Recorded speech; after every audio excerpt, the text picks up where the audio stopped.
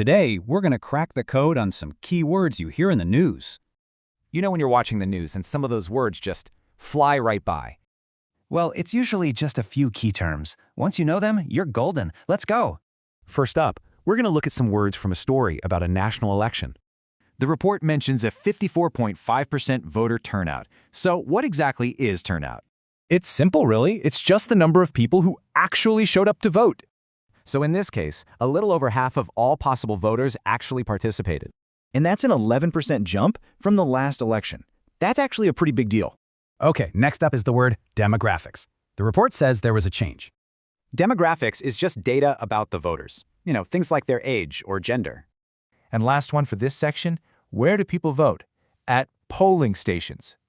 Yup, that's the official building you go to physically cast your vote. All right, let's switch gears. Now we're talking business news and a company called ONK. So the CEO issued a profit warning. Uh-oh, that doesn't sound good, does it? It's basically a heads up that the company expects to make less money than they thought. But wait, turned out the company did great. They had huge quarterly revenue. Revenue is the total amount of money a company brings in from sales, the whole pot.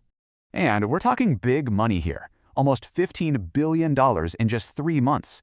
Now from revenue, we get to gross margin. So, what's the difference? Think of it this way. Revenue is all the money in. Gross margin is the profit. And that profit means a nice reward for shareholders. They get a dividend. So a shareholder owns a piece of the company, and the dividend is their share of the profit. Awesome job! Let's do a super quick review of the 8 words we just covered. Here they are. Knowing these will make watching the news so much easier. So, now you see how a few words can unlock the whole story. What should we tackle next?